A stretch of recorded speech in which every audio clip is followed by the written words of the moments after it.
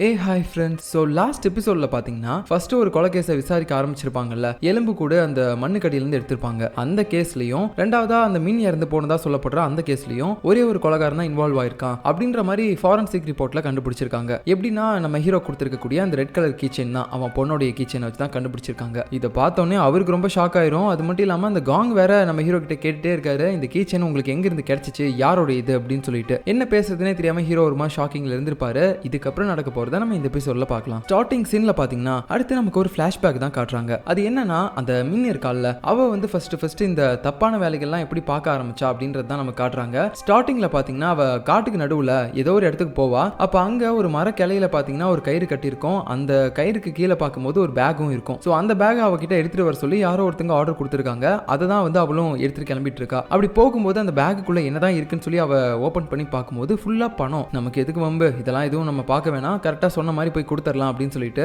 அவ அந்த பேக்கை எடுத்து கொண்டு போயிட்டு யார்கிட்ட கொடுக்குறானா அந்த சாய் இருக்கான்ல அவங்க கிட்ட தான் போய் கொடுக்குறா. ஸோ இப்பதான் நமக்கு ஒரு பெரிய விஷயமே தெரிய வருது. ஆக்சுவலா இந்த மின்னு தான் வந்து ஒரு கேங்கை வச்சுட்டு சுத்திட்டு இருக்கா அப்படின்னு சொல்லி நம்ம நினைச்சிட்டு இருந்தோம். ஆனா இந்த சாய் இருக்கான்ல, இவன் தான் ஆக்சுவலா இந்த திருட்டு கேங் எல்லாத்தையுமே வச்சு சுத்திட்டு இருந்திருக்கான் போல. அதுல தான் இந்த மின்னும் அவங்க கிட்ட வேலை பார்த்திருக்கா. இந்த மாதிரி பேக் எல்லாம் எடுத்துட்டு வர சொல்லி இவன் தான் ஆர்டர் கொடுத்திருக்கான் போல. அதை எடுத்து வந்து கொடுத்ததுக்கு அப்புறம் அவன் கேட்கறான், நீ இந்த பேக் ஓபன் பண்ணி பாத்தியா என்ன அப்படின்னு கேட்கும்போது இல்லையே அப்படின்ற மாதிரி போய் சொல்றா. பட் இருந்தாலும் எனக்கு உன் மேல நம்பிக்கை இல்ல, இருந்தாலும் நீ பண்ண வேலைக்கு தான் உன்னோட சம்பளம் அப்படின்னு சொல்லிட்டு அதுல இருந்து ஒரு கட்டை பாத்தீங்கன்னா எடுத்து கொடுக்குறான். இப்படியே பாத்தீங்கன்னா சில நாட்கள் போது அந்த கயிறு ஒரு மரக்கலையில கட்டியிருக்கும். அது கடியில போயிட்டு அவ அந்த பேக் இருக்கும்போது அதை எடுத்துட்டு வந்து நம்ம சாய் கிட்ட கொடுப்பா. இதே மாதிரி கொஞ்ச நாள் போயிட்டே இருக்குது. ஒரு கட்டத்துக்கு மேல பாத்தீங்கன்னா அந்த கயிறு கட்டியிருக்க ஒரு கிளையில, பட் அது கடியில பார்த்தா அந்த பேக்கை காணோம். சரி ஓகே அப்படின்னு சொல்லிட்டு இவ பாத்தீங்கன்னா அந்த விஷயத்தை போய் சாய் கிட்ட சொல்ல அவன் அதை கேட்டு பயங்கரமா டென்ஷன் ஆகுறான். உனக்கு எவ்வளவு தைரியம் இருந்தா இந்த பணத்தை எடுத்து நீ ஒளிய வச்சுட்டு என்கிட்ட வந்து இப்படி போய்லாம் சொல்லுவியா அப்படின்னு சொல்லி அவளை போட்டு அடிக்கும் போது அவளும் சொல்றா, டே நான் அந்த பணத்தை எடுத்து ஓடுறதா இருந்துச்சுன்னா எதுக்காக மறுபடியும் உன்னை தேடி வர போறேன், கொஞ்சமாவது புரிஞ்சுக்கோ, நான் எடுக்கல அப்படின்ற மாதிரி சொல்லும்போது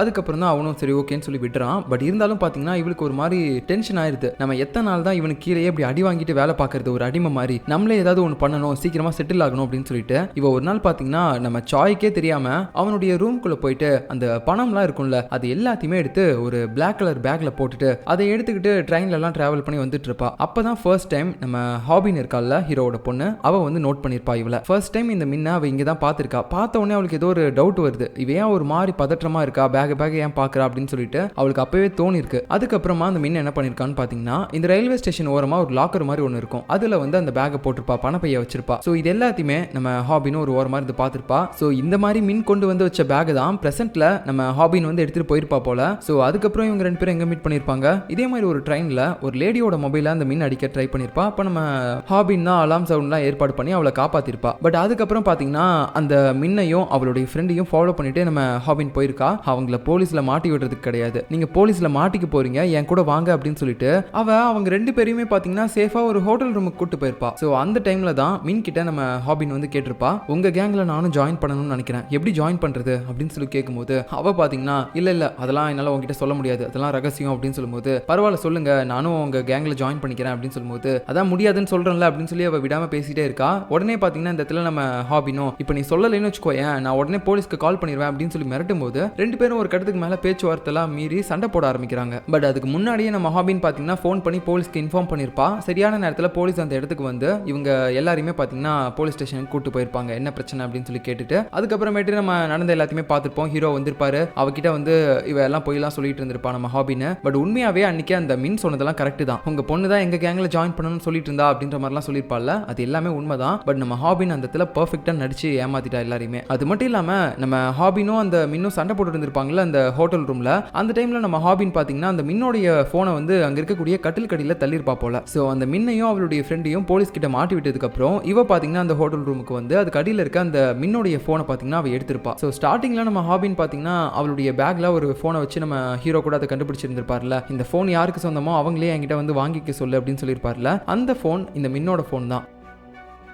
அதுக்கப்புறம் நம்ம ஹாபின் அந்த ஃபோனை எடுத்துகிட்டு போயிட்டு ஒரு ஹேக்கர் கிட்ட கொடுக்குறா. எதுக்காகனா அந்த மின்ன இது வரைக்கும் இந்த ஃபோனை வச்சு எங்கெல்லாம் ட்ராவல் பண்ணிட்டு போயிருக்கா அப்படின்றத தெரிஞ்சுக்க நினைக்கிறா போல. அதனால அந்த இன்ஃபர்மேஷன்ஸ்லாம் அந்த ஹேக்கர் கிட்ட சொல்லி டவுன்லோட் பண்ண சொல்கிறான். ஸோ அந்த இன்ஃபர்மேஷன் எல்லாத்தையுமே அவனும் டவுன்லோட் பண்ணி கொடுக்குற மாதிரி காட்டுறாங்க. அதுக்கப்புறம் பார்த்தீங்கன்னா நம்ம ஹாபின் வந்து டேரெக்டாக மின்கே கால் பண்ணி இந்த மாதிரி உன் ஃபோன் என்கிட்ட தான் இருக்கு, நான் அதை கொடுக்குறேன், மீட் பண்ணலாம் அப்படின்னு சொல்லிட்டு ஒரு இடத்துக்கும் வர சொல்கிறா. எங்க அப்படின்னு பார்த்தீங்கன்னா அவள் அதிகமாக இந்த காட்டு பகுதிக்கு வந்துட்டு போவாள் அந்த பண பேக் எடுக்கிறதுக்கு. ஸோ அந்த இடத்துக்கு தான் வர சொல்கிறா. ஏன்னா நம்ம ஹாபினுக்கு தெரிஞ்சிருச்சு அந்த மொபைலில் இருக்கக்கூடிய லொகேஷன் லொகேஷன்ஸ் எல்லாம் வச்சு கண்டுபிடிச்சிட்டா இந்த மின் வந்து அதிகமா இந்த இடத்துக்கு தான் வந்துட்டு போயிருக்கா அப்படின்னு சொல்லிட்டு. அது மட்டும் இல்லாம அது எந்த இடம் அப்படின்னு பார்க்கும்போது தான் தெரியுது, ஸ்டார்டிங்ல நம்ம பார்த்திருப்போம்ல அந்த எலும்பு கூட எல்லாத்தையுமே கண்டுபிடிச்சிருப்பாங்கல்ல, சோ அதையும் இதே இடத்துல தான் கண்டுபிடிச்சிருக்காங்க. அந்த மரத்துல ஒரு ரெட் கலர் கயிறு கட்டிருக்கும்ல அதுக்கு கீழே. அப்புறம் அந்த மின் வரணும்னு சொல்லி ரொம்ப நேரம் வெயிட் பண்றா, அவ வர மாதிரி தெரியல அப்படின்னு சொல்லிட்டு அவ அங்கிருந்து கிளம்பிடுறா. சோ இப்படி அந்த கேங்குக்கும் நம்ம ஹாபினுக்கும் என்ன சம்பந்தம் அப்படின்னு சொல்லிட்டு இந்த பிளாஷ்பேக் எல்லாமே நமக்கு காட்டி முடிச்சதுக்கு அப்புறம் மறுபடியும் பாத்தீங்கன்னா கதை பிரசன்ட்கே வருது. நம்ம ஹீரோ கிட்ட வந்து பாத்தீங்கன்னா விடாம கேட்டுட்டே இருக்காரு அந்த காங்க, இந்த கீ செயின் உங்களுக்கு எங்க இருந்து கிடைச்சிச்சு, இந்த ரெண்டு கொலைக்கும் ஒரே எவிடன்ஸ் மேட்ச் ஆகுது அப்படின்னா கண்டிப்பா இந்த ரெண்டு கொலையையும் பண்ணது ஒரே ஒருத்தன் தான், அவன் வந்து கண்டிப்பா ஒரு சீரியல் கில்லரா கூட இருக்கலாம் அப்படின்ற மாதிரிலாம் அவர் சந்தேகப்பட்டு பயங்கரமா கேக்குறாரு. ஆனா நம்ம ஹீரோ பாத்தீங்கன்னா அது எதுக்குமே ஆன்சர் பண்ணாம டக்குன்னு நம்ம இப்போ யூனை கண்டுபிடிக்கணும், அந்த பொண்ணு எங்க இருக்கான்னு சொல்லி கண்டுபிடிக்கணும் அப்படின்ற மாதிரி கேக்குறாரு. சோ அந்த யூன்ற பொண்ணு வேற யாரும் கிடையாது, நான் இதுக்கு முன்னாடியே சொல்லியிருப்பேன், நம்ம ஹாபினும் அந்த பொண்ணு தான் மிடில் கிளாஸ்ல இருந்து ஒன்னா படிச்சிருந்திருப்பாங்க. சோ அந்த பொண்ணு கூட இப்போ ரீசெண்டா காணாம போயிட்டா அப்படின்ற மாதிரி நம்ம ஹீரோ கண்டுபிடிச்சிருப்பார்ல. சோ அதனால தான் இப்போ அந்த பொண்ணை வந்து நம்ம கண்டுபிடிக்கணும், ஒருவேளை ஸ்டார்டிங்ல நம்ம அந்த காட்டுக்கு நடுவில் பார்த்தோம்ல எலும்பு கூட, அது அந்த பொண்ணோட தான் கூட இருக்கலாம் அப்படின்ற மாதிரி அவர் கெஸ் பண்ணி பேசுறாரு. இதை கேட்டதுக்கு அப்புறம் அந்த காங்கும் பாத்தீங்கன்னா அவருடைய டீம் ஆட்கள் கிட்ட சொல்லி அதை பத்தி விசாரிக்க ஆரம்பிக்கிறாங்க, அந்த யூனுன்ற பொண்ணு யாரு, எப்பல இருந்து அவ காணாம போயிருக்கா அப்படின்னு சொல்லிட்டு. இன்னொரு பக்கம் பாத்தீங்கன்னா நம்ம ஹாபின் வந்து லாஸ்டா அந்த சாயை மீட் பண்ணிருப்பால ரோட்ல, வந்து ரெண்டு பேரும் கரெக்டா மீட் பண்ற மாதிரி வந்திருப்பாங்க. அந்த டைம்ல நம்ம ஹாபின் பாத்தீங்கன்னா அங்க பக்கத்துல ஒரு போலீஸ் இருக்கிறத பார்த்துட்டு உடனே சாய்க்கு மெசேஜ் பண்றா, இங்க ஒரு போலீஸ்காரங்க நம்மள வாட்ச் பண்றாங்க, சோ இந்த இடத்துல வந்து நான் உங்ககிட்ட எதுவுமே கொடுக்க முடியாது அப்படின்னு சொல்லிட்டு அவ பாத்தீங்கன்னா அப்படியே கிராஸ் ஆகி போயிடுறா. ரெண்டு பேருக்கும் ஒருத்தர் யாருன்னே தெரியாத மாதிரி. சோ இதனால அந்த போலீஸ்காரங்களுக்கு இப்ப நம்ம ஹாபின் மேல சந்தேகம் வரல. இப்ப அடுத்து நைட் ஆகுது, அந்த சாய் இருக்கான்ல அவன் வந்து அவனுடைய கேங் ஆளுங்க எல்லாருக்குமே பாத்தீங்கன்னா இப்ப சரக்கு வாங்கி கொடுத்துருக்கான், எல்லாருமே குடிச்சிட்டு இருப்பாங்க. சோ மொத்தமா அவனுடைய கேங்ல பாத்தீங்கன்னா 7 பேர் இருப்பாங்க. அதுல இருக்க ஒரு பொண்ணு தான் பயத்துல போலீஸ் கிட்ட எல்லா உண்மையுமே பாத்தீங்கன்னா சொல்லிருப்பா, இந்த மாதிரி வந்துட்டு சாய் தான் எங்க கிட்ட இந்த மின்ன பத்தி தப்பா சொல்ல சொன்னா அப்படின்னு சொல்லிட்டு. சோ அந்த பொண்ணுடைய பேரை வந்து நம்ம பார்க் அப்படின்னு சொல்லி வச்சுக்கலாம். அதுவும் இல்லாம அந்த பொண்ணு அப்படி சொன்னதுனால தான் நம்ம சாயை மறுபடியும் போலீஸ்காரங்க அரெஸ்ட் பண்ணி கூட்டு போயிருப்பாங்க விசாரிக்கிறதுக்காக. சோ அதனால அவன் பயங்கரமா டென்ஷன் ஆயிருப்பான். இப்ப அதை பத்தி தான் கேக்குறான், உங்கள யாரோ ஒருத்தங்களை போலீஸ்காரங்க விசாரிக்கும் போது தான் நீங்க என்ன பத்தி போட்டு விட்டுருக்கீங்க, அது யாருன்னு இப்ப என்கிட்ட சொல்லல, உங்க எல்லாரையும் சாவடிச்சிருவேன் அப்படின்ற மாதிரி மிரட்டிட்டு இருக்கும்போது எல்லாருமே ஒரு மாதிரி பயத்திலே இருப்பாங்க.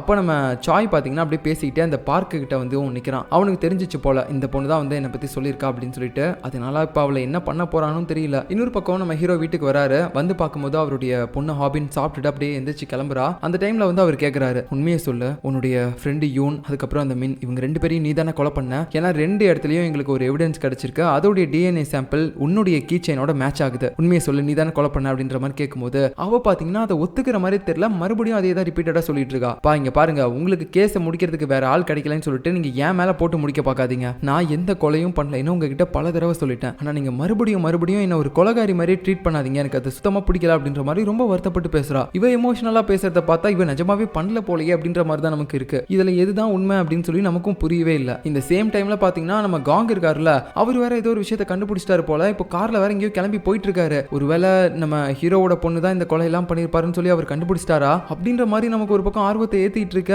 இன்னொரு பக்கம் பாத்தீங்கன்னா நம்ம ஹீரோவோட இடத்துக்கும் சில போலீஸ்லாம் வராங்க, அவங்களாம் லேடி போலீஸ் போல, நம்ம ஹீரோவுக்கு தூக்கி வாரி போட்டுருச்சு, அவ்வளவுதான் நம்ம பொண்ணு மாட்டினா அப்படின்ற மாதிரி நினைச்சிட்டு மேடம் என்ன பிரச்சனை அப்படின்ற மாதிரி கேட்கும்போது அவங்களும் சொல்றாங்க, சார் நீங்க உங்க பொண்ணை கொடுமைப்படுத்திருக்கீங்கன்னு சொல்லி அவ எங்க கிட்ட கம்ப்ளைண்ட் பண்ணிருக்கா, அதுக்காக தான் நாங்க அவளை காப்பாத்துறதுக்கு வந்திருக்கோம் அப்படின்னு சொல்லும்போது தான் அவருக்கு நிம்மதியா இருக்கு. இருந்தாலும் நம்ம பொண்ணே நம்ம மேல இப்படி ஒரு கேஸை கொடுத்துட்டாலே அப்படின்ற மாதிரி அவருக்கு ஒரு பக்கம் கொஞ்சம் கோவமாவும் இருக்கு. சரி இதுக்காக தான் இவங்க வந்திருக்காங்க அப்படின்னா இன்னொரு பக்கம் நம்ம காங் வேற எங்கேயோ போயிட்டு இருந்தாரு, அது எதுக்கு அப்படின்னு சொல்லி பார்க்கும்போது தான் தெரியுது அவரு நம்ம சாயை மீட் பண்றதுக்கு தான் போயிருக்காரு. எதுக்காக அப்படின்னா இந்த யூன் இருக்கால நம்ம ஹாபினோட பெஸ்ட் ஃப்ரெண்டு, சோ அவ பாத்தீங்கன்னா இவங்க கேங்ல வேலை பார்த்திருக்கா போல ஒரு காலத்துல, அதுக்காக தான் இப்போ அவளை பத்தி கேட்கறதுக்காக வந்திருக்காரு. இந்த மாதிரி போட்டோ எல்லாம் காட்டி, டேய் இந்த பொண்ணு யூனு உன்னோட கேங்ல தானே வேலை பார்த்திருக்காளாம், அவ எங்க அப்படின்னு சொல்லி கேட்கும்போது, சார் என்ன சொல்றீங்க, அவ எங்களோட கேங்லாம் வேலை பார்க்க கிடையாது, அவ யாருன்னு எனக்கு தெரியாது அப்படின்ற மாதிரி சொல்லிடுறான். சோ அதுக்கப்புறம் போலீஸ்காரங்களும் அங்க இருந்து போயிடுறாங்க. கரெக்டா அந்த இடத்துக்கு நம்ம ஹீரோவும் வராரு, என்ன விசாரிச்சு பாத்தீங்களா இவங்க கேங்ல இல்லையா அப்படின்ற மாதிரி கேட்கும்போது, இல்ல நாங்க பாத்துட்டோம், மொத்தமாவே இப்போ இந்த இடத்துல 6 பேர் தான் இருக்காங்க அப்படின்னு சொல்லும்போது நம்ம ஹீரோக்கு ஒரு டவுட், என்ன சார் சொல்றீங்க 6 பேரா, மொத்தம் 7 பேர் இருப்பாங்க சார் அப்படின்ற மாதிரி அவன் சொல்லும்போது உடனே அந்த சாயும், நீங்க அந்த பார்க் போன பத்தி சொல்றீங்கன்னு நினைக்கிறேன், அவ எப்பயும் எங்க டீமை விட்டு போயிட்டா, அவ இப்போ எங்க கிட்ட இல்ல அப்படின்ற மாதிரி சொல்லும்போது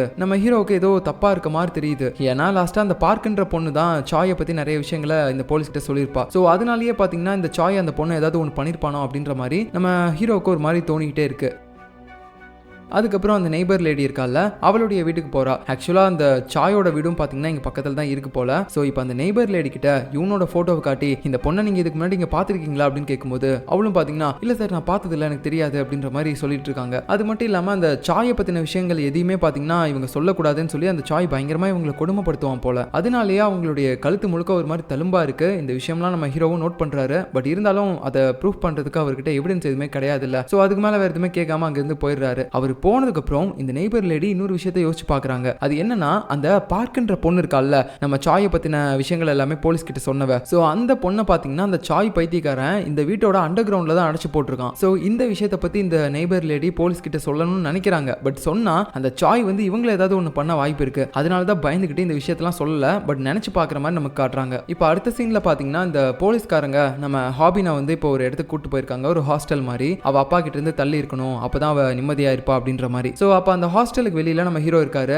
அவருடைய பொண்ணு கிட்ட வந்து பேசணும் அப்படின்னு சொல்லிட்டு எதுக்காகமா இந்த மாதிரிலாம் பண்ணிட்டு இருக்க, உனக்கு என்ன ஆச்சு அப்படின்னு சொல்லிட்டு. பட் அவ பாத்தீங்கன்னா பேசுறதுக்கு ரெடியா இல்ல போல. நம்ம ஹீரோ கால் பண்ணாலும் அட்டன் பண்ணவே மாட்றா. பட் இருந்தாலும் நம்ம ஹீரோ வெளியே தான் நின்றுகிட்டே இருக்காரு. அந்த டைம்ல பாத்தீங்கன்னா அங்க வேலை பார்க்குற ஒரு லேடியும் வந்துட்டு சார் இங்க பாருங்க சொன்னா புரிஞ்சுக்கோங்க, அந்த பொண்ணு உங்ககிட்ட பேச மாட்டேன்னு சொல்றா, அதனால என்னால விருப்பமே இல்லாம பேசலாம் வைக்க முடியாது, சோ தயவு செஞ்சு இங்க இருந்து போயிருங்க, உங்களுக்கே போலீஸ் ரூல்ஸ்லாம் தெரியும்ல அப்படின்ற மாதிரி சொல்லிட்டு இருக்கும்போது அவரும் அங்க இருந்து போறாரு. இப்படி இங்க நடக்கிற எல்லா விஷயத்தையுமே பாத்தீங்கன்னா யாரோ ஒருத்தன் பைக்ல உட்காந்துக்கிட்டு அப்படியே ஹெல்மெட்லாம் போட்டு பார்த்துட்டு இருக்கான். சோ இவன் யாருன்னே நமக்கு தெரியல. சோ இவனை வந்து நம்ம ஹெல்மெட் மேன்னு சொல்லி கூப்பிடலாம். இப்போ அடுத்த நாள் காலையில இந்த போலீஸ் டீம்ல இருக்கக்கூடிய சீஃப் இருக்கார்ல, அவரு நம்ம ஹீரோவை கூப்பிட்டு இந்த மாதிரி நீ மறுபடியும் இந்த ஒர்க்கை பண்ண வரணும், ஏன்னா இந்த கேஸ்ல வேற யாருமே வந்து பெரிய பெரிய சீனியர்ஸ்லாம் கிடையாது, சோ நீ தான் வந்து பார்க்கணும் அப்படின்ற மாதிரி சொல்லி கேட்கும்போது ஹீரோவுக்கும் தான் மறுபடியும் இந்த கேஸை பத்தி தெரிஞ்சுக்கணும்னு ஆசையா இருக்குல்ல, அதனால ஓகே சார் நான் பண்றேன் அப்படின்ற மாதிரி சொல்லிடுறாரு. அது மட்டும் இல்லாம இப்போ இந்த இடத்துக்கு பாத்தீங்கன்னா அந்த சாயை மறுபடியும் கொண்டு வந்திருக்காங்க விசாரிக்கணும் அப்படின்னு சொல்லிட்டு. இதை வந்து நம்ம ஹீரோவும் நோட் பண்றாரு. அதுக்கப்புறம் அவன் பாத்ரூமுக்கு போகும்போது அவர் பின்னாடியே போயிட்டு டேய் உனக்கு நல்லா தெரியும்ல அந்த யூனை பத்தி, அவ உங்களோட கேங்ல தான் இருந்ததா நான் கேள்விப்பட்டேன், அவ காணாம போனதுக்கு முன்னாடி வரைக்கும் அவளை நீ தானே கொலை பண்ண அப்படின்னு கேட்கும்போது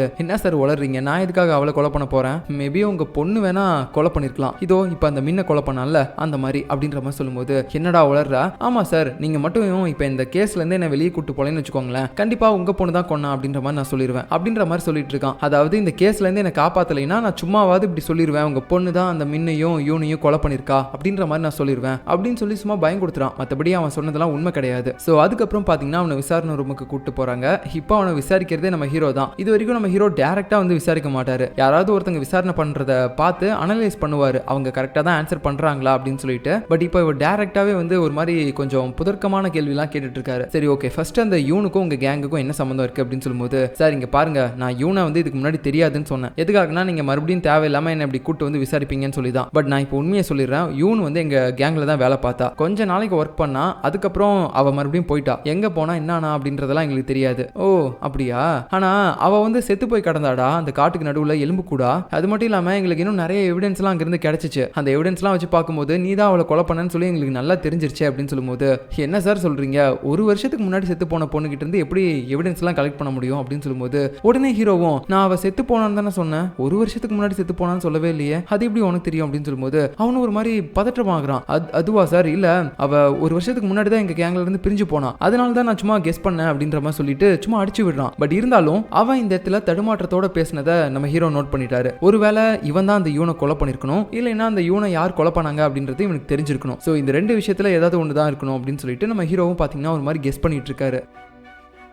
அது மட்டும் இல்லாமல் இப்போ மறுபடியும் இவன் தான் இந்த கொலைகளெல்லாம் பண்ணுது அப்படின்னு சொல்லிட்டு இவங்க கிட்ட நிரூபிக்கிறதுக்கு எந்தவித ப்ரூஃபும் கிடையாதுல்ல. பட் இறந்து போனவங்களுக்கும் இவனுக்கும் ஏதோ ஒரு விதத்தில் சம்மந்தம் இருக்குது அப்படின்றது மட்டும் இவங்களுக்கு தோணுது. ஆனால் அந்த கெஸ்ஸிங்கை வச்சு மட்டுமே இவங்க மேலே நம்ம கம்ப்ளைண்ட் ஃபைல் பண்ண முடியாதுல்ல. ஸோ மறுபடியும் பார்த்தீங்கன்னா இந்த சாய் பைத்தியக்காரனை வெளியே விட்டுறாங்க. அவன் போன உடனே அந்த நெய்பர் லேடி இருக்கால, அவள் வீட்டுக்கு போயிட்டு ஒரு மாதிரி புலம்பிட்டு இருக்கான், எப்படியாவது இந்த பிரச்சனையிலேருந்து சீக்கிரமாக தப்பிக்கணும், அந்த போலீஸ்காரனோட பொண்ணு தான் அந்த ஹாபின்னு, அவகிட்ட வந்து இதுக்கு மேலே நீ பேசி பழகாத, அவகிட்ட என்னோட பணம் தான் இருக்குது, அதை மட்டும் நான் எப்படியாவது வாங்கி வச்சுக்கோயேன், இங்க இருந்து தப்பிச்சு போயிடலாம், நீயும் என் கூட வருவல்ல அப்படின்ற மாதிரி அந்த லேடி கிட்ட கேட்டுட்டு இருக்கான். சோ இவங்க ரெண்டு பேருக்கு நடுவுல ஏதோ ஒன்று இருக்கு போல, அதனால தான் இந்த மாதிரி கேட்கும்போது அந்த லேடியும் ஒரு மாதிரி பயந்துகிட்டு சரி ஓகே அப்படின்ற மாதிரி சொல்றா. சோ இந்த சாய்க்கு இவளை பிடிச்சிருக்கு, ஆனா அவளுக்கு இவனை சுத்தமா பிடிக்காது, ஏன்னா இவன் வந்து கொடுமைப்படுத்துறான் அப்படின்றதுக்காக தான் வேற வழி இல்லாம இவன் பேசுற எல்லாத்தையுமே கேட்டுட்டு கூட இருக்கா. இப்போ அடுத்த சீன்ல பாத்தீங்கன்னா போலீஸ்காரங்க அந்த கிளாஸ் டீச்சர் இருக்காங்கல்ல, இதுக்கு முன்னாடி கூட நம்ம ஹீரோ வந்து விசாரிச்சிருப்பாரு. சோ அவர்கிட்ட பாத்தீங்கன்னா இப்போ அந்த காங் அதுக்கப்புறம் அந்த ஜூனியர் போலீஸும் வந்து விசாரிச்சிட்டு இருக்காங்க. இந்த மாதிரி அந்த யூனுன்ற பொண்ணு பொண்ணு எப்போ இந்த ஸ்கூலை விட்டு போனா, அவளை பற்றி உங்களுக்கு என்ன தெரியும் அப்படின்ற மாதிரி கேட்கும்போது அவரும் அவருக்கு தெரிஞ்ச விஷயங்களை மட்டும் தான் சொல்கிறாரு. மற்றபடி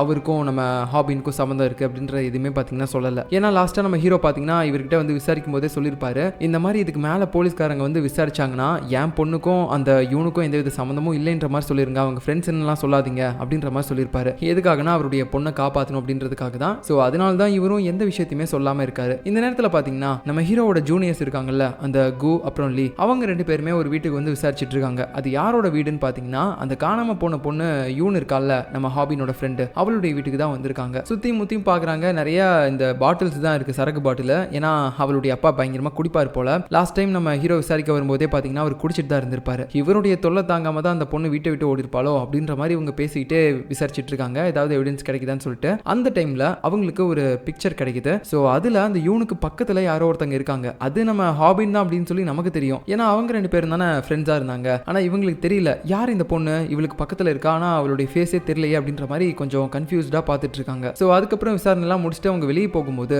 அந்த கு இருக்கான்ல, அவன் வந்து லீ கிட்ட சொல்லிட்டு இருக்கான், இந்த மாதிரி நம்ம அந்த சாயை வந்து விசாரிச்சோம்ல, அப்போ அவனுடைய கேங்ல பார்க் அப்படின்ற ஒரு பொண்ணு அந்த சாயை பத்தின உண்மை எல்லாத்தையுமே விசாரிக்கும் போது நம்ம கிட்ட சொன்னால, அவளை இப்போ அவங்க கேங்ல காணாமா, ஒருவேளை அந்த சாய் தான் உண்மை தெரிஞ்சா அவளை ஏதாவது ஒன்று பண்ணிருப்பானா, வா நம்ம என்னன்னு போய் விசாரிக்கலாம் அப்படின்னு சொல்லும்போது அவ பாத்தீங்கன்னா எனக்கு அதை பத்திலாம் கவலை இல்லை, அதுக்கும் கேஸுக்கும் சம்மந்தமே கிடையாது, நீ வேணா போய் பாரு அப்படின்னு சொல்லிடுவா. உடனே இவனும் பாத்தீங்கன்னா சரி ஓகே அப்படின்னு சொல்லிட்டு அந்த சாயோட இடத்துக்கு போயிட்டு ஒரு மாதிரி கதவை தட்டிக்கிட்டே இருக்கான். பட் கதவை யாருமே திறக்கிற மாதிரி தெரியல. அப்போ அந்த நெய்பர் லேடி இருப்பால மேல, அவளுடைய பையனை பாக்குறான். உடனே போயிட்டு அவங்கிட்ட, தம்பி இந்த பொண்ணு பாத்தியாப்பா அப்படின்னு சொல்லிட்டு அந்த பார்க்கோட போட்டோவை காட்டுறான். பட் அந்த பையன் பாத்தீங்கன்னா அதை பார்த்துட்டு எனக்கு இவங்களை தெரியாது, நான் பார்த்தது இல்லை அப்படின்ற மாதிரி பதற்றத்தோட பேசுறான். சரி ஓகேப்பா அப்படின்னு சொல்லிட்டு இப்போ இன்னொருத்தையோட போட்டோவை காட்டுறான். அது வேற யாரும் கிடையாது, அந்த ஹாபினோட ஃப்ரெண்டு காணாம போன அந்த யூனோட போட்டோவை தான் காட்டுறான். அந்த போட்டோவை பார்த்தோன்னே பையன் ஒரு மாதிரி மிரண்டு போயிட்டான், ஏதோ ஒரு விஷயத்தை பத்தி யோசிக்கவும் செய்யறான். சோ அதை பார்க்கும் போதே நமக்கு தெரியுது அவனுக்கு அந்த யூனை பத்தின ஏதோ ஒரு விஷயம் தெரிஞ்சிருக்கு அப்படின்ற மாதிரி. இந்த நேரத்துல பாத்தீங்கன்னா யாரோ ஒருத்தங்க பின்னாடி கேட்டை ஓபன் பண்ணிட்டு வராங்க. அது வேற யாரும் கிடையாது, அந்த பார்க் பொண்ணு தான். சோ உடனே அவகிட்ட போயிட்டு,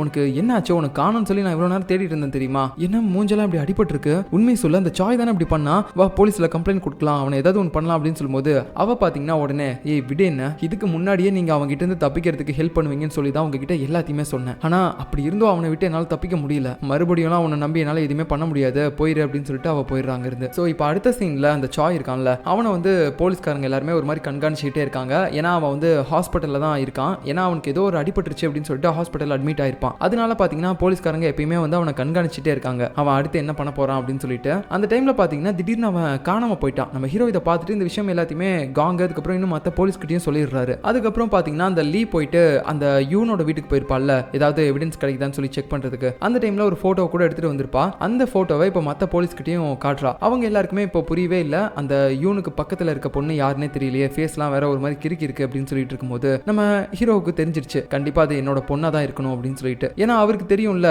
இந்த யூனும் நம்ம ஹாபினும் ஒரு ஃப்ரெண்ட்ஸ் அப்படின்னு சொல்லிட்டு. பட் இருந்தாலும் இந்த விஷயத்த பாத்தீங்கன்னா அவர் யார்ட்டுமே சொல்லவே இல்லை, அப்படியே ஒரு மாதிரி சைலண்டாவே பார்த்துட்டு இருக்காரு. அதை இந்த சேம் டைம்ல இன்னொரு பக்கம் பாத்தீங்கன்னா அந்த கிளாஸ் டீச்சர் இருக்காருல்ல, நம்ம ஹாபினோட கிளாஸ் டீச்சர், அவரு அந்த நெய்பர் லேடியை வந்து பாக்குறாரு, நீ எப்படி இருக்க, நல்லா இருக்கே அப்படின்னு கேட்க, உடனே பாத்தீங்கன்னா அவளும் எதுக்காக இப்ப இங்க வந்து இங்க போலீஸ்காரங்க ஏதாவது வந்து பாத்துற போறாங்க அப்படின்னு சொல்லும்போது, இல்ல யாருமே இல்ல, நான் பார்த்துட்டு தான் வந்தேன், அதுவும் இல்லாம என்ன மன்னிச்சிரு, நான் தான் தேவையில்லாம இந்த கேஸ்ல உன்னை இவ்வளவு தூரம் வரைக்கும் இழுத்து விட்டுட்டேன் அப்படின்னு சொல்லும்போது, பரவாயில்ல இருக்கட்டும், இருந்தாலும் உங்களுக்கு எதுவும் ஆகல அப்படின்னு சொல்லிட்டு 2 பேரும் பாத்தீங்கன்னா ஒரு மாதிரி பேசிக்கிட்டே கட்டி பிடிச்சிட்டு இருக்காங்க. சோ ஆக்சுவலா இவங்க 2 பேருக்கு நடுவுல தான் ஒரு ரிலேஷன்ஷிப் இருக்கு. பட் இருந்தாலும் இப்போ போலீஸ் விசாரிச்சுட்டு இருக்கக்கூடிய இந்த கொலை கேஸுகளுக்கு நடுவுல இவங்க ஏன் இப்படி பயப்படணும், ஒருவேளை அந்த கொலைகளுக்கும் இவங்களுக்கும் ஏதாவது ஒரு சம்மந்தம் இருக்குமா அப்படின்ற மாதிரி நமக்கு இவங்க மேலேயும் ஒரு சந்தேகத்தை ஏற்படுத்துறாங்க. என்ன அப்படின்றது நமக்கு புரியவே மாட்டேங்குது, காட்டுற எல்லாருமே கொலை பண்ணிருப்பாங்களோ அப்படின்ற மாதிரி தான் நமக்கு தோணுது. சோ இந்த இடத்துல இவங்க 2 பேரும் இப்படி கட்டி பிடிச்சி அன்பை பொழிஞ்சிட்டு இருக்க டைம்ல இதுக்கு முன்னாடி நம்ம ஒரு ஹெல்மெட் மேனை பார்த்திருப்போம்ல, அவன் கூட பைக்ல வந்திருப்பான், அவனுடைய பைக் அங்க இருக்க மாதிரி காட்டுறாங்க. அதாவது அவனும் இவங்களை இப்படி பார்த்துட்டு இருக்க மாதிரி தெரியுது,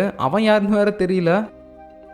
ஸோ இந்த நேரத்தில் போலீஸோட கண்காணிப்புலேருந்து தப்பிச்சு போயிருப்பான்ல அந்த சாய், இப்போ அவன் எங்கே போகிறான்னு பார்த்தீங்கன்னா ஒரு காட்டு பகுதிக்கு தான் போகிறான். அது எந்த இடம் அப்படின்னா ஸ்டார்டிங்கில் அந்த எலும்பு கூடுகள்லாம் எடுத்திருப்பாங்கல்ல அந்த இடத்துக்கு தான் போகிறான். எதுக்காகனா நம்ம ஹாபின் தான் கால் பண்ணி வர சொல்லியிருக்கா, இந்த மாதிரி நான் உனக்காக இங்கே வெயிட் பண்ணிட்டு இருக்கேன், உன்னோட பணம் உனக்கு வேணும் அப்படின்னா நீங்கள் வா அப்படின்னு சொல்லிட்டு அவனை வர சொல்கிறா. ஸோ அங்கே அவன் வந்ததுக்கப்புறம் உன்னுடைய பணம் உனக்கு வேணும் அப்படின்னா யூனுக்கு என்னாச்சுன்னு சொல்லி நீ என்கிட்ட சொல்லணும் அப்படின்னு சொல்லி கேட்குறா. ஸோ இவ இப்படி கேட்கறத வச்சு பார்க்கும்போதே நமக்கு நல்லா தெரியுது யூன் இறந்து போனதுக்கும் இவளுக்கும் எந்தவித சம்மந்தமும் இல்லை அப்படின்னு சொல்லிட்டு. ஆனால் யூன் எப்படி இறந்து போயிருக்கா அப்படின்ற விஷயம் இவனுக்கு தெரிஞ்சிருக்கும். ஏன்னா யூன் கடைசியா பாத்தீங்கன்னா இவனுடைய கேங்ல தான் வேலை பார்த்துட்டு இருக்கிறதா எல்லாருமே சொல்லிட்டு இருந்தாங்க. சோ அதனால தான் இப்ப கேக்குறா யூன் செத்து போனதுக்கு யார் காரணம் அப்படின்னு சொல்லிட்டு. அவனும் பாத்தீங்கன்னா ஒரு மாதிரி ஷாக் ஆகி கேக்குறான், அவளை பத்தி உனக்கு எப்படி தெரியும்? ஓ, நீங்க 2 பேரும் ஃப்ரெண்ட்ஸா இருப்பீங்க போல. உன் பணம் உனக்கு வேணும்னா அவளை யார் கொலை பண்ணாங்கன்னு சொல்லி நீ சொல்ற அப்படின்னு சொல்லி மறுபடியும் அதை பத்தி அவ கேட்டுட்டு இருக்கும்போது, சரி ஓகே நான் உனக்கு வீடியோ எவிடன்ஸே காட்டுறேன் அப்படின்னு சொல்லிட்டு அவனும் பாத்தீங்கன்னா ஏதோ காட்ட வர மாதிரி தெரியுது. இந்த நேரத்துல பாத்தீங்கன்னா நம்ம ஹீரோ வீட்டுக்கு வந்திருப்பாரு. ஹாபி நீங்க வந்திருப்பாளா அப்படின்னு சொல்லி தேடுறதுக்கு. அந்த டைம்ல அவருக்கு பாத்தீங்கன்னா ஒருத்தங்க கால் பண்ணி, சார் உங்க பொண்ணு லாஸ்ட் இயர்ல அதிகமா யாருக்கு கால் பண்ணிருக்கான்னு சொல்லி கேட்டீங்கல்ல, அதுல மொத்தமாவே வந்து அவ 2 நம்பருக்கு தான் சார் அதிகமா கால் பண்ணிருக்கா, நான் உங்களுக்கு அனுப்பியிருக்கேன் பாருங்க அப்படின்னு சொல்லிட்டு 2 நம்பர் அனுப்புறாரு. அந்த 2 நம்பருமே ஜிசுன்னு சொல்லி தான் சேவ் ஆயிருக்கு அப்படின்னு சொல்றாங்க. சோ இந்த ஜிசுன்றது வேற யாருமே கிடையாது, நம்ம ஹீரோவோட ஒய்ஃப் தான், அதாவது நம்ம ஹாபினோட அம்மா. சோ அந்த 2 நம்பர்ல ஒரு நம்பர் பாத்தீங்கன்னா உண்மையாவே இவரோட ஒய்ஃபோட தான், அதனால தான் ஜிசு அப்படின்னு சொல்லி போட்டு வச்சிருக்கா. இன்னொரு நம்பர் யாரோடதுனே தெரியல. அதை பார்த்துட்டு கால் பண்றாரு. பார்த்தா அவர் பொண்ணோட ரூம்ல இருக்கக்கூடிய ஒரு கபோர்ட்ல இருந்து தான் அடிக்குது. சோ இதுக்கு முன்னாடி இவருடைய பொண்ணோட ரூமை பாத்தீங்கன்னா அவர் செக் பண்ண வந்திருப்பார்ல, அந்த டைம்ல அந்த கபோர்ட்ல ஒன்னு மட்டும் லாக் ஆயிருக்கும். சோ அங்க இருந்து தான் இந்த ரிங்டோன் அடிக்குது. உடனே பாத்தீங்கன்னா அவர் அந்த கபோர்டையே உடைக்க ஆரம்பிக்கிறாரு. உடைச்சு உள்ள இருந்து அந்த போனை எடுத்து பார்த்தா அதுல நம்ம ஹாபின் பாத்தீங்கன்னா அவ ஃப்ரெண்ட் யூன் கூட சேர்ந்து எடுத்த ஒரு போட்டோ இருக்க மாதிரி ஒரு போன் இருக்கு. சோ இது கண்டிப்பா அந்த யூனோட போனா தான் இருக்கும் போல. அதை இவ வந்து சேஃபா எடுத்து வச்சிருக்கா. அது மட்டும் இல்லாம வால்பேப்பர்ல இருக்க அந்த போட்டோ பாத்தீங்கன்னா இப்ப போலீஸ்காரங்களுக்கு ஒரு பிக்சர் கிடைச்சிருக்கும்ல, யூன் கூட யாரோ ஒருத்தங்க இருக்க மாதிரி இருக்கும், ஆனா அவங்களோட ஃபேஸ் கிளியரா இருக்காது. சோ அந்த போட்டோ தான் இது. இதை மட்டும் போலீஸ்காரங்க பார்த்தாங்கன்னு வச்சுக்கோங்களேன், அந்த யூன் காணாம போன கேஸ்ல நம்ம ஹாபினை கண்டிப்பா பயங்கரமா விசாரிப்பாங்க. அதனால இப்போ இதுக்கு மேல என்ன பண்றதுன்னு தெரியாம இவர் ஒரு மாதிரி முழிச்சிட்டு இருக்காரு. நம்ம பொண்ணை இதுக்கு மேலே நம்ம காப்பாத்திட்டே தான் இருக்கணுமா அப்படின்ற மாதிரி. இப்போ இன்னொரு பக்கம் பாத்தீங்கன்னா நம்ம ஹாபின் கிட்ட அந்த சாய் வந்து ஒரு வீடியோவை காட்டிட்டு இருக்கான். இந்த மாதிரி யூனுக்கு என்னாச்சுன்னு சொல்லி நீயே பாரு அப்படின்னு சொல்லிட்டு. அந்த வீடியோல யாரோ ஒரு லேடி பாத்தீங்கன்னா குழி நோண்டிக்கிட்டே இருக்காங்க. சோ அங்க பக்கத்துல இன்னொரு டெட் பாடியும் இருக்குது. அந்த டெட் பாடி வேற யாருமே கிடையாது, அதுதான் யூனு. சோ அந்த குழியை நோண்டிட்டு இருக்கிறது வேற யாருமே கிடையாது, நம்ம ஆபினோட அம்மா ஜிசு தான். அவங்க தான் அந்த குழியை நோண்டிட்டு இருக்காங்க. சோ இதை வச்சு பார்த்தா ஸ்டார்டிங்ல அந்த எலும்பு கூடெல்லாம் இங்க இருந்து எடுத்திருப்பாங்கல்ல, அது கண்டிப்பா பாத்தீங்கன்னா அந்த யூனோட தான். ஏன்னா அவங்கள புதைச்சதே நம்ம ஹாபினோட அம்மா ஜிசு தான். ஆனா இவங்க எதுக்காக இந்த இடத்துல யூனை கொலை பண்ணி புதைக்கணும், அதுவும் இல்லாம யூன் இறந்து போனதுக்கு இவங்க தான் காரணமா அப்படின்ற எதுவுமே நமக்கு தெரியல. ஜஸ்ட் இந்த வீடியோல அந்த மாதிரி இருக்கு. இதை பார்த்துட்டு அவளுக்கு ஒண்ணுமே புரியல. என் அம்மா தான் என்னோட பெஸ்ட் ஃப்ரெண்ட் யூனை கொலை பண்ணாங்களா அப்படின்னு சொல்லிட்டு ஷாக் ஆகி பார்த்துட்டு இருக்கா. சோ இதுக்கப்புறம் நடக்க போறதா நம்ம அடுத்த எபிசோட்ல பார்க்கலாம். பாய்.